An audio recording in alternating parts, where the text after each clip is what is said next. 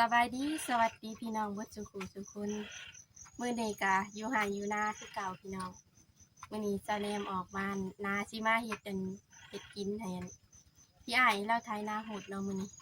ออกมากับเอื้อยกับลูกกับหลานพี่น้องหลายคนมื้อนี้แต่ว่าอีแม่เรานอนอยู่นาอยู่แล้วเนาะมื้อนี้เจ้าแนมออกมาสิเฮ็ดอยู่เฮ็ดกินพี่อ้ายเพิ่นมาไถนาเด้มื้อนี้สิมาเฮ็ดเมนูต้มไก่พี่น้องเดี๋ยวไปหาเครื่องหาสมุนไพรใส่ซะก่อนสิมาขุดมะข่านี่คนนี้อันนี้มะข่าก็ได้ให้กับผมหาตัวเก่าพุ่นแหละเอานะคนนี้กับแม่นี่คนมันจะเป็นมันจะงามเนาะมันยังอะไรอยู่ปะตัวหัวขึ้นแล้วก็ต้อง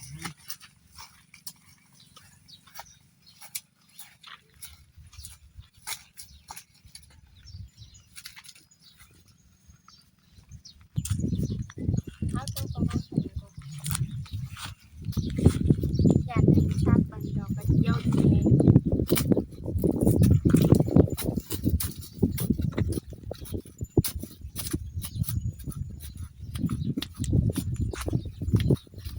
ใจแล้วว่ามันคือมาติดกันนะกัน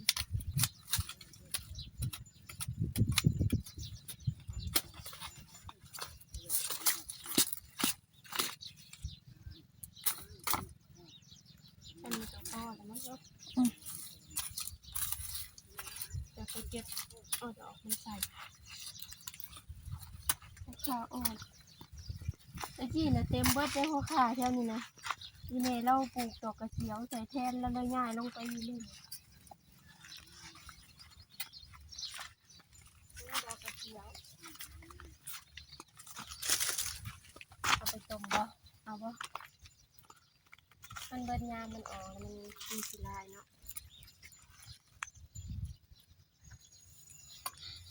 บ่เอามันดอกปะนี่ใจเล่นดอกก็ขากับโบเด้อพอจริงไข่กับโบอยากงามต้องมันดีแบบเห็นมันต้องงาม น้ำคนมาตกว้าวตลาดที่นี่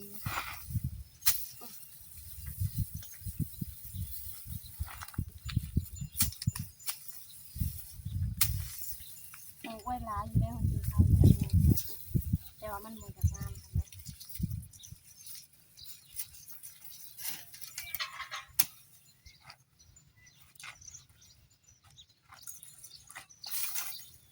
ในสมุนไพร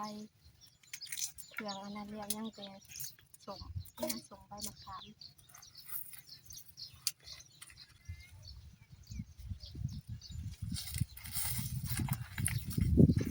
ได้ดอกข่าเอาไปหยอดชิ้นทุกคนจะเสียเลยว่าเขาไปเอาส่งใบมะขามที่นอกตามไปเจอเลยเพื่อเอาเข้าไปที่รอได้หลาย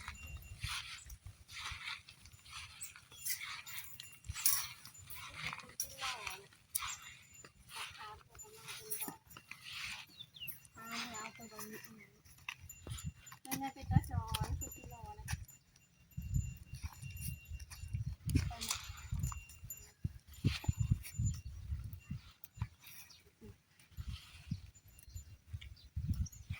มันแก่ไปเลยเนาะจะออกมาจะออกมา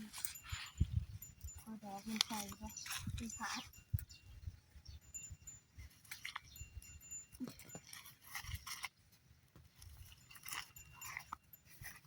อันนี้นี่จะเขาหวานพระเจ้าด้วยนี่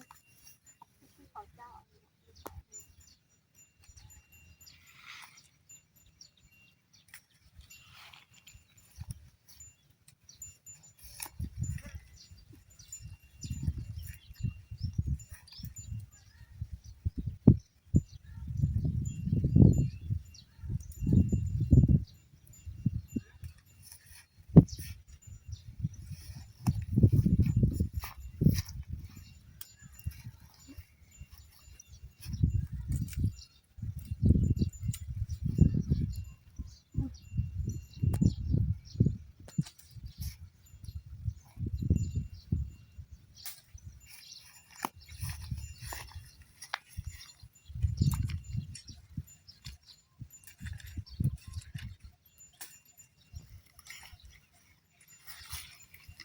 แล้วก็ทีมเบิร์น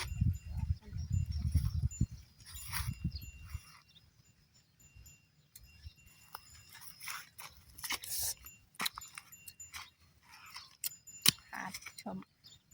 ป้าไปนี่สังครบแล้ว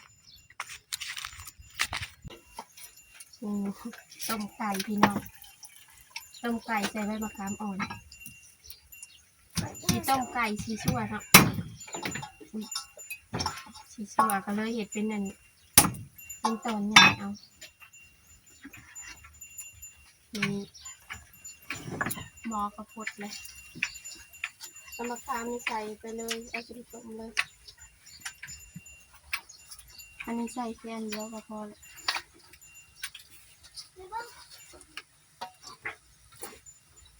เฉพาะอันนี้ก็จิเต็มหม้อแล้ววันนี้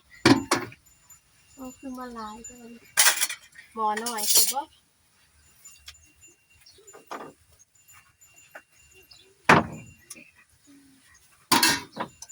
หม้อค่อยน้อยเพื่อจะบ่หม้องานจนชิบกเลย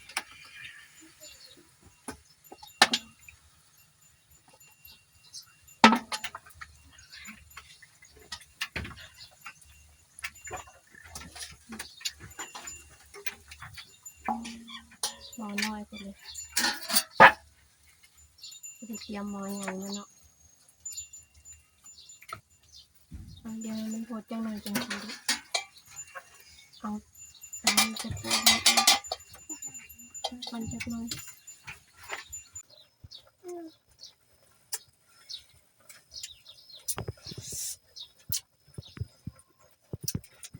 กินมะกอกแห้งมะกอเหี่ยวเลยนิดหน่อยกันมาที่สุก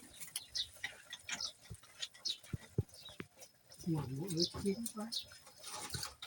ไปขายเนาะขายมาขายสบาย เป็นไรหวานบ่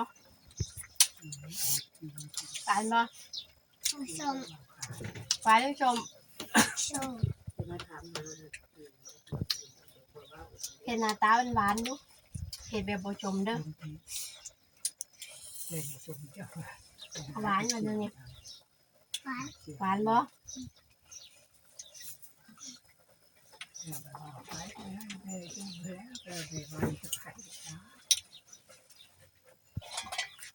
มาโตออกเด้อตัดขามาครับ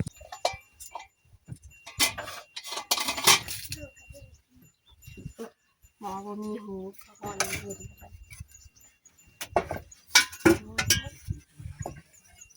เดี๋ยวเสิร์ฟให้มันเย็นซะก่อนจะสีจังสีชั่วอ้ายฮอด ไปเป็นเรื่องปานนั้น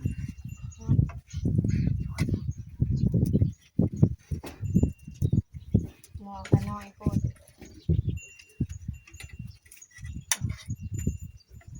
เดี๋ยวเสิร์ฟสีก่อน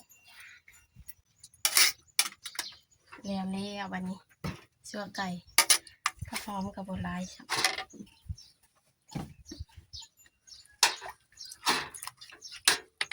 ผักหอมเสริมผักหอมเลี้ยงเก็บมาเนาะอยู่เงินปุ๊บอันนี้แม่ก็ปุ๊บ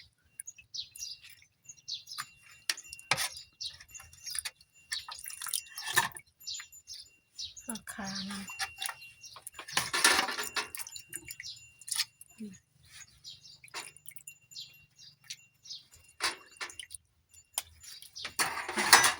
ก่อนมาเด้อวันนี้พี่อายขึ้นมาเลยบ่มาเด้อพี่น้องกินข้าวนำกันเด้อวันนี้มาเด้อพี่น้องมาเด้อกินข้าวเที่ยงเฮ็ดกินถ้าพี่อายเพิ่นมาไทยหมดนา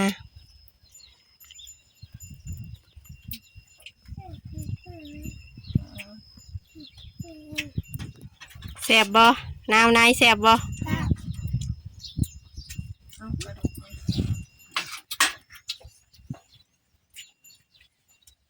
เดี๋ยววันนี้เจ้าเนมกับชีคอโตกินข้าวคือกันเด้อวันนี้พี่น้อง